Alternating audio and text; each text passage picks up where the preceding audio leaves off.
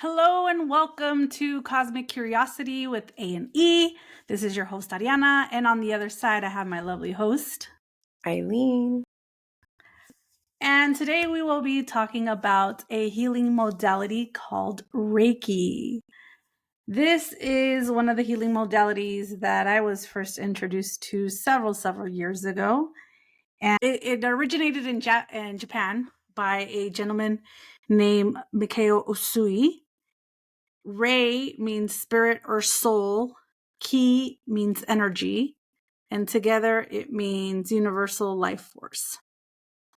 And my introduction to it was through tragedy, believe it or not. I went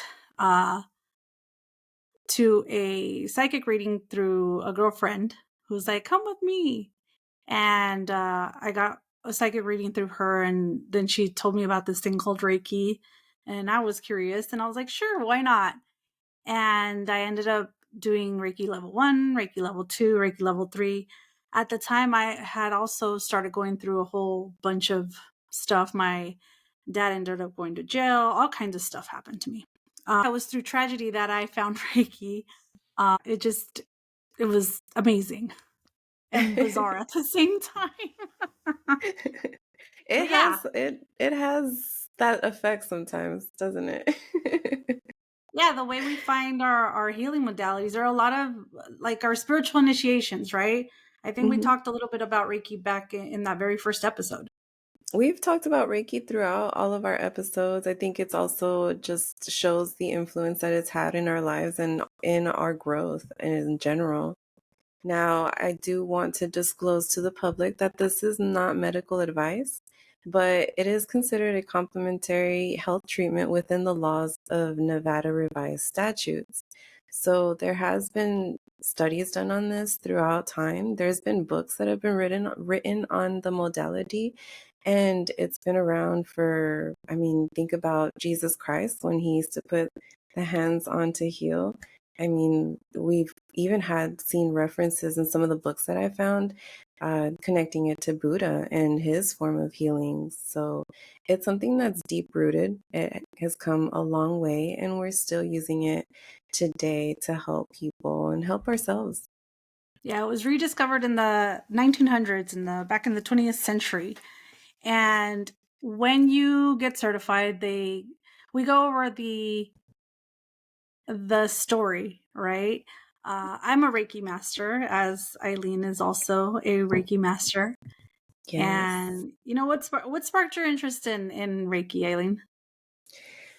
Well, it was also my what did we call it? Our spiritual initiation, Our dark night of the soul. our dark night of the soul. It was my dark night of the soul, where I was like, things have to change. And Reiki was just one of those. I remember I had a treatment with you, and I was like, it kept calling me. And I was like, well, I wonder what this is about. And I remember being on your bed and feeling like that electro wave thing going through my body. And I remember like I would looked at you and I was like, she's not even touching me. What the fuck? And it kept calling and calling. And when I was at a store, I was at a rock store, and I found this book that I just opened up a page and started reading it. And that's where I knew that it was time. And then all of a sudden, you had your first class, and I was like, alignment, here we go. Yeah, I used to teach Reiki more often a few years ago. I used to have at least 2, 3 classes a year. And I haven't been doing them as much. I have had 2 mastership classes, and I have a few master teachers out there now. You're one of them. Yeah. And it's definitely not something I do often because I don't feel often called, but there are a lot of benefits to Reiki, and I am taking it up again to teach because it's something natural that comes to me is teaching. And Reiki is definitely one of my babies. There's a lot of benefits. Let's go, and like you said, it's one of those very non-invasive type of modalities. You talked about Jesus. My mom, she's hardcore Catholic. And the way that I got her into Reiki, or at least believing somewhat in it, is I would tell her about Jesus. Mom, do you remember when Jesus used to heal the sick? And in the Reiki story, they talk about it. They talk about healing the sick, the body, right? And how Jesus used to put his hands and heal the sick. And I would share my mom this story, this is the same thing, except outside of the church, they don't call it, putting your hand on the sick. They call it Reiki. And she's just like, okay. And she would, something would hurt on her. And the cool thing about Reiki is that you don't have to be in front of the person. You can do Reiki at a distance. Yes. You can send Reiki to the past. And the You can future. send Reiki to a certain situation in the past. There really is no bounds to what Reiki can do. You can't do harm with Reiki. No. There's a lot of benefits in Reiki. You can't overdose on Reiki. You can't overdose on good energy. Not at all. Mm-mm. It helps balance the chakra system. It Mm-hmm. promotes vitality. It eases the discomfort. When you see someone that is hurt, that is, broken a bone or anything like that are in recovery, it's something that can assist them so that they're healing faster, so that Yep. it's um, comes with less pain. I mean, think about And it. When you hurt yourself or stub your toe, what's your first reaction? Ow! yeah, you Ow! put your You hands grab on your hands, wherever. you put your hands on wherever you just hurt. So it's a Yeah. natural thing that your body already knows how to do. It's a natural reflex. Hmm. Your body already knows how to heal itself. Now we have chakra systems in our hands, in our fingertips. So it's a natural thing that your body already knows how to do. So Mikhail Usui actually got, you can say, inspired or bumped on the head with some light, and these symbols came to him, and he was enlightened, so to speak, with how to do this again. And then he brought it, he was Reintroduced it. reintroduced to the information and then started sharing it. And it was then brought back by Hawaii Takata to Hawaii, because Hawaiians are huge on Reiki. And then she brought it back to the States. And then there's a whole lineage. And when you go through the mastership, then you're taught your lineage. And it's a beautiful modality, but it's really good for healing and overall just relaxation, hypertension. There are studies where if you have high blood pressure, it can lower your blood pressure. If you're in pain, oh my gosh, the time we were in New York and we walked so much, my knee was just absolutely just, I was so over it. You gave me Reiki and I just ended up passing out, and it was great. It just, physical pain. Hmm. Blessing your water, your food. Um, Oh, one thing I had recently within my family was, how Thanksgiving, it just passed a while back ago. And like the people that are cooking are going through stress levels, trying to get everything done on time. There are people inserting comments and emotional shit everywhere, right? And I love to just Reiki it out before I eat dinner because I feel like there's so much stuff that is going on while you're making a meal that you can pass that on to someone else mhm. unintentionally, right? Yep. And so I noticed like this year that my mom came home a little bit emotional, and I was like, "Mom, I've attuned her since I've gotten my own attunement." And I reminded her, like, Reiki your food, take it out. You don't know what happened at that household before you got there, you know? Mhm. And it's funny because the discussion that we were having was about food. Like she was emotional about a comment that was made about the food. And it wasn't her food that she made. So I'm like, Mom, I think you picked something up from someone. Yeah, so let's talk about the process. So, for those of you who have never had Reiki or who have no idea what we're talking about, Reiki is God source energy. If you can imagine a beam of light coming up from the sky into the top of your head, coming in through your head, down into your body, filling your body up as if it were a cup. And once you're filled up, the overflow comes out of the palms of your hand out into the person that you're working on. Then we work on the chakra system. So we have 7 major chakras, and the energy goes where it's needed. And there is a hand placement that happens from your crown chakra all the way down to your root chakra.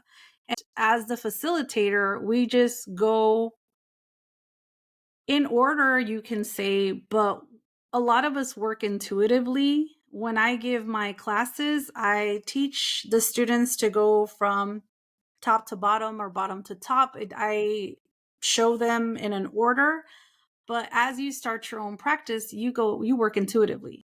Some of us are Mhm. called, let's just say, to the shoulder or to an elbow, and then the next thing you know, you have your client who's on the bed or sitting or whatever, however they are, telling you they have carpal tunnel. How did you know? I didn't tell you, because you work intuitively. But let's just say that you started at the crown and they're telling you they have back pain. Well, it doesn't really matter because the energy is going to go wherever it needs to be.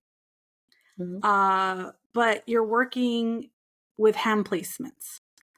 You can work on the eyes over the third eye. You can work on the ears, say they have an ear infection.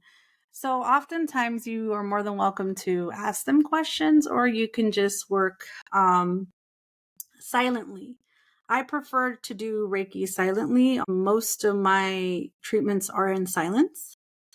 I like to put some nice relaxing music because oftentimes the people that I treat during Reiki don't have that time to be silent. They don't have that time away from children. They don't have that time away from their households. And this is their time for self care.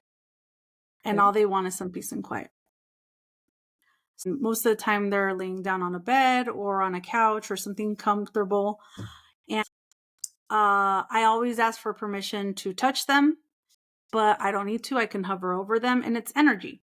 And I'm getting filled up first because you can't pour from an empty cup, and then the overflow is going into them. Some people feel warm and tingly, some people feel nothing, but I can guarantee you that it is working. Yeah, some people also feel the need to have an emotional release. Yep. Some people will feel cold.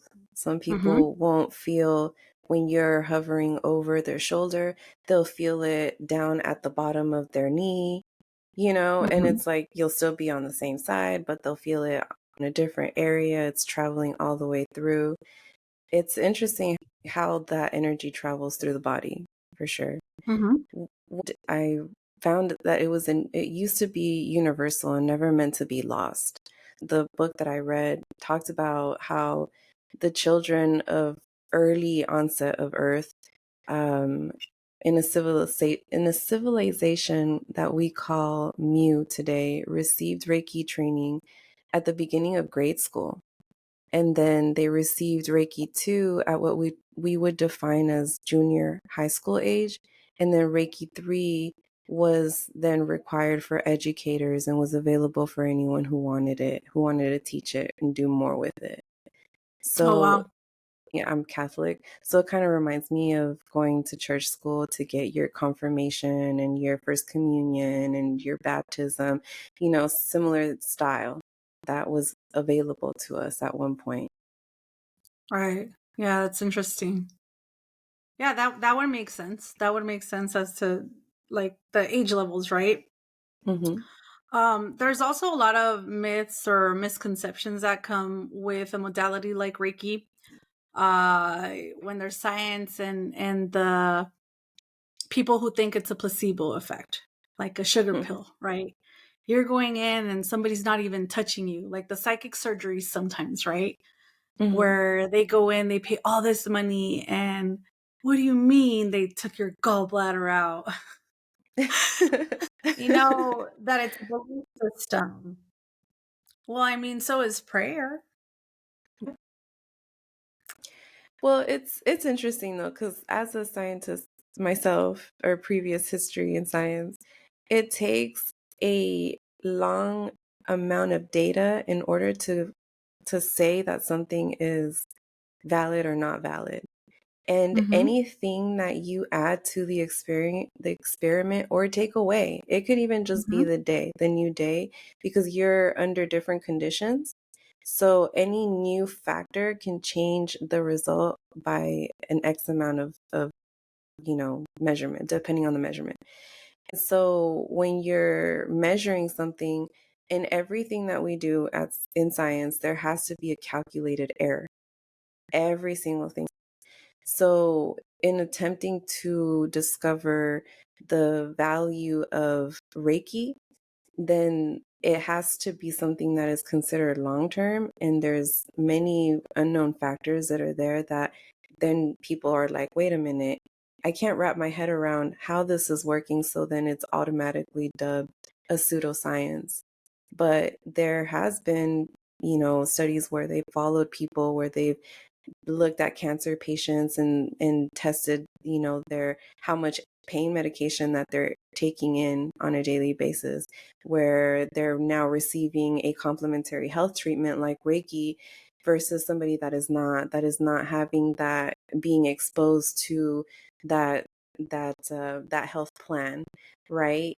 But combining it with the healing energy from Reiki has provided more substantial results than something that is just not like supported by any other compassionate form of healing.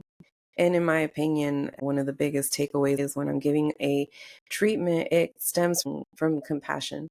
It stems from not putting an attachment to whatever this situation is going to bring for us.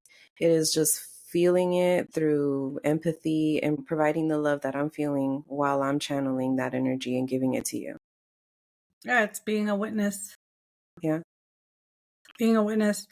One of the myths or one of the misconceptions is that we're imposing our will on someone. Um, One of the biggest things that I teach my students is that we're not God. We're not at all attached to the outcome. We have no doing in whether that person on the other end heals or not. We have nothing to do with it. If they heal, I am giving so much thanks to God. Like, I know that I have nothing to do with it other than I'm so happy that I'm a vessel. I'm so happy that I am put on this earth and to be able to facilitate that. Other than that, I'm not taking any kind of credit. Not one ounce of credit at all. At all. I'm the facilitator, they're the receiver or the recipient, and then there's that meant to be factor. Those are three components that I am always teaching. Always. And some of my students will slip up and call themselves a healer, and I'm like, we're not healers. I'll have Facilitators. clients who will call me a healer, and I'm like quick to tell them, I'm like, I'm not a healer. Uh, the only healer I'm for is for me, and I can provide you tools, but I don't want anyone to think that we have some kind of God complex because we have a tool. And that's the key, right? That these are all tools that we can use to bring Mhm. forth a better life. Yeah, Yeah. absolutely. Absolutely. Now, one of the things that I will say through the attunements is this does open you up to some of your superpowers. Yeah. Uh, this definitely does unblock some of your blocks in your chakras. This will open you up to different realms, to new experiences. I'm not saying you're going to sit here and see ghosts but it will open up your sensations to different things. You'll be a little bit more sensitive if you weren't before. You may be a little bit more empathetic. Mm-hmm. You may be a little bit more sensitive So to, alcohol. you know what? You're right. So that's right. One of the biggest things that changed with me in my very first attunement Yeah. was the alcohol sensitivity. The Huge difference. sensitivity to a lot, Yes. to just in Not just to alcohol, entheogens as well. to people, To to yeah, energy, to environments. to environments. Hmm. So those are some of the things that shifted with me. When I talk about your superpowers, I was already psychic as a kid. Normally your psychic abilities don't really open because this will or may open your psychic abilities in Reiki 2 or even Reiki 3. Mine opened up immediately in Reiki 1, but that's because I was already psychic as a child. This may or may not happen to some people. Some people may just stay where they're at because they're not naturally psychic. That's not a guarantee. It just really depends on how sensitive you already are. And some people think that Reiki is talking to the dead. That's not Reiki. When you're doing Reiki and you are being interrupted by spirit, that's not Reiki. That's something else. That's mediumship. Reiki is done in silence. Reiki is a one-way valve. Now, if you are a medium and you're doing Reiki and you're being interrupted by spirit, you need better boundaries. For all my Reiki practitioners out there receiving messages from spirit, I've been guilty of it. When you get information from the body letting you know they've been in an accident or they have inflammation, that's just the body letting you know information. You don't have to share it with the client. Again, it's a one-way valve. All you're doing is giving the energy. That's it. You are not there to diagnose. You're not there to give advice. You're nothing. You get more comfortable as you facilitate more sessions, but you're not obligated to share any information other than thank you, have a nice day. I have noticed, like, after the session, they'll have the need, like, to say some stuff out loud, just Mm-hmm. kind of get it out. Or I'll just listen. I know that they're venting and they're cleansing out what's happening. Some of the things Mm-hmm. that have also occurred is like physical detoxes within their body. Because you're moving energy within their body, again, you're working on their chakras. Every chakra has something associated to it within their physical body. So throat chakra is expression, right? It has to do with the throat, the thyroid, right? The ears, all of this right here. So heart has to do with emotions, all of this, lungs, solar plexus, stomach. You have your sacral, sexual organs, digestion. So you're moving energies. I always tell people you're going to have to drink a lot of water because you want all of that energy to move and be flushed out. So you will often have people who will have dreams. They'll be uncomfortable. They may get the best sleep they've had in a long time. You will often hear back from people saying, you know, different things start to show up. Just take note. I often invite people back to say, you can learn this yourself.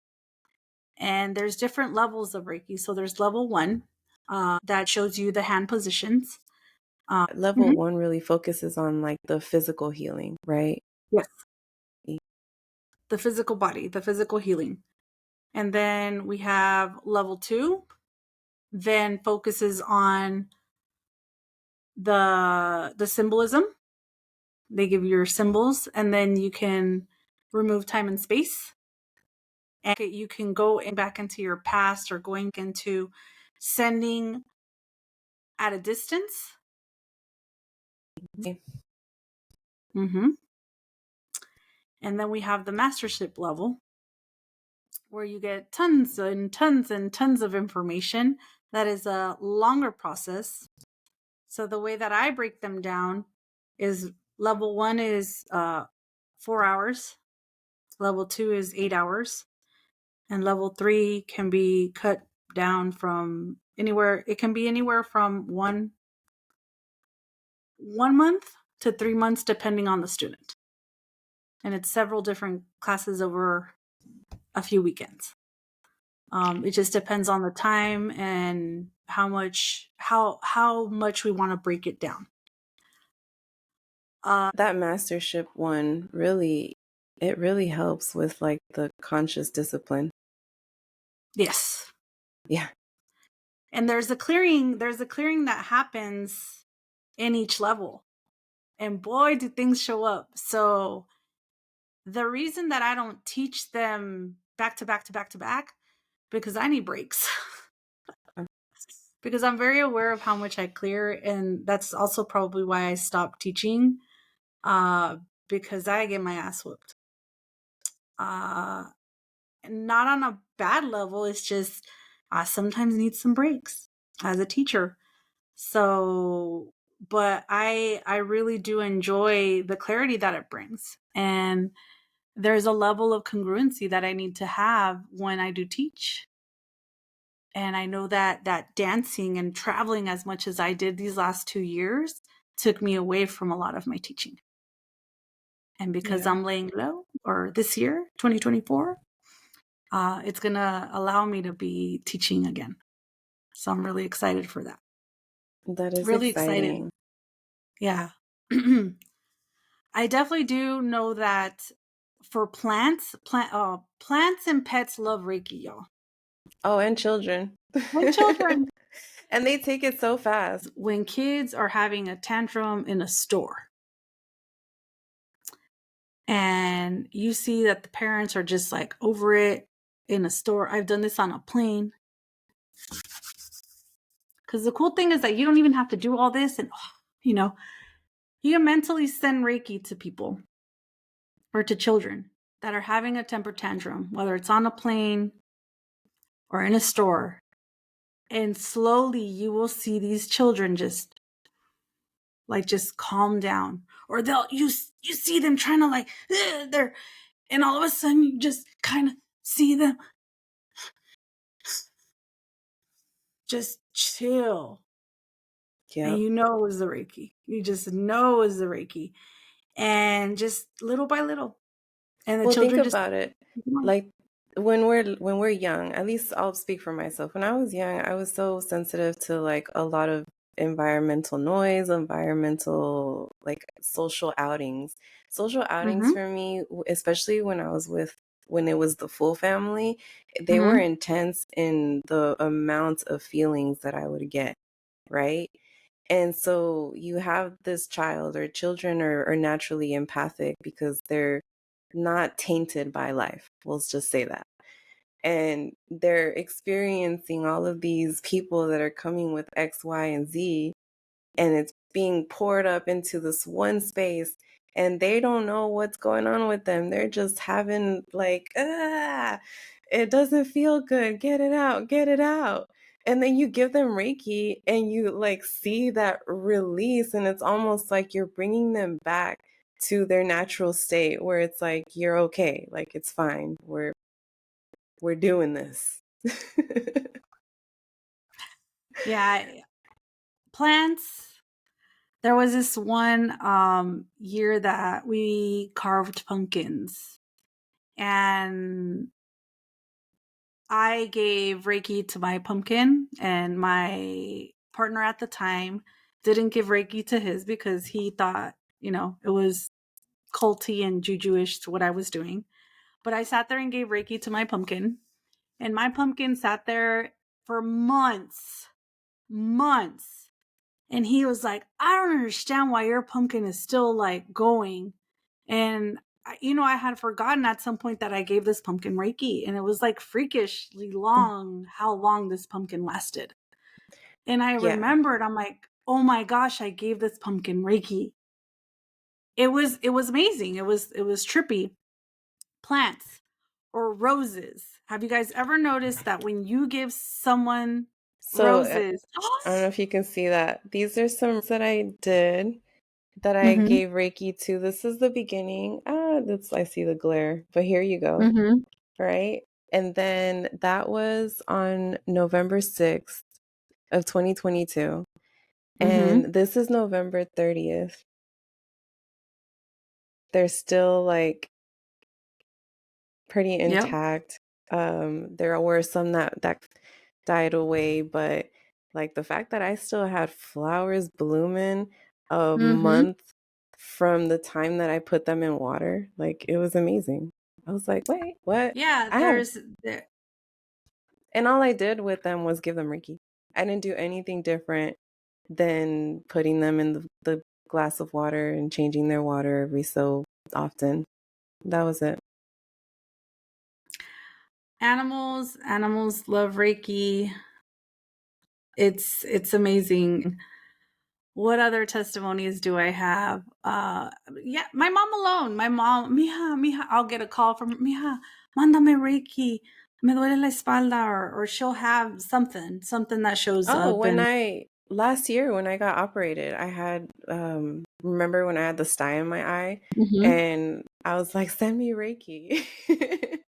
And girl, I felt that right away. Like as soon as you started sending me Reiki, I felt it and I fell asleep and I had a fast recovery with my eye.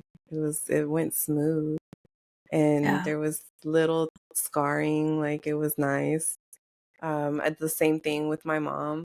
I recently attuned her to Reiki 2. And Reiki 2 is the emotional body. We talked about that, right? And so tell me why it's common that thyroid issues arise in the family. And my mom has been on thyroid medication for a while. Tell me why she just came with her results and she's getting better. yay, that's awesome. Yeah, so I'm like, hell yeah. Like she's like, I don't know what I'm doing, but it's working. I'm like, internally, I'm like, well, you're working through some emotional stuff, which is the thyroid. The thyroid controls the amount of hormone of the T3 and the T4 that is being released when there is an imbalance in that you can either be in states of depression or you can be in states of anxiety. There's an imbalance in your whole hormonal composition. Reiki 1 gives the internal spinal structure and every vertebrae and what it controls. Hmm. And you can even get specific as to see what kind of issues you're having and send Reiki directly to that area. Now, I will say this, even being a Reiki master, I will forget, and I will sit here and complain about having backaches and back pains, and I'll forget to give myself Reiki. I'm guilty of it. Uh, However, it has helped me a lot, through a lot of different things. A lot of Now, this isn't some kind of like, I'm just gonna Reiki my room to get clean, because if that were the case, then that would be great. Or Reiki my dishes to get clean. That's not what this is. It's not wishful But it thinking. is not. But it does definitely help, um, in a lot of things. And I had an amazing teacher who taught us the laws of the mind, who gave us a lot of extras and freebies and how to like sage our space and clear our minds and things like that. And I'm very grateful for her. And I've held a lot of the knowledge and the experiences. So this is an open invitation to everyone who would like to learn, who would like to add something new in 2024. Yeah. Send us an It's definitely email. Send us an email with your interest card, and I will definitely reach out to you and let you know how it is that we can get you started on the path. to Reiki. Now, our email address is Cosmic Curiosity with A and E. It is all spelled out at gmail.com. Please send us in any input as well that you are curious about, anything that you want to learn more on. We've talked quite a bit about Reiki today and what it has done for us and what it can potentially do for you. And with that said, we'll get to wrapping this up. It is the new year. Welcome. We hope that you have a great time, a great year. Let's set goals and get to successes, man. Let's do this. Happy New Year, everyone. Happy New Year.